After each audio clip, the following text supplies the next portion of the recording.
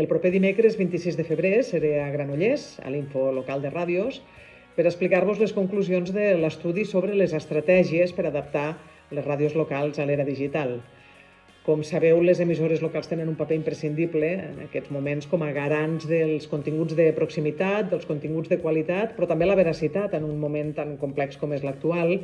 i per això també és molt necessari que aquest mateix compromís el traslladin a l'entorn digital. En aquest estudi que ha promogut la xarxa audiovisual local es detecten els principals reptes que estan afrontant en aquests moments les emissores en aquest procés d'hibridació, bàsicament al voltant de 3 eixos, dels continguts, dels formats i la distribució i dels models de gestió, i a partir d'aquests reptes es proposa un decàleg d'estratègies que haurien d'aplicar les emissores locals per fer aquest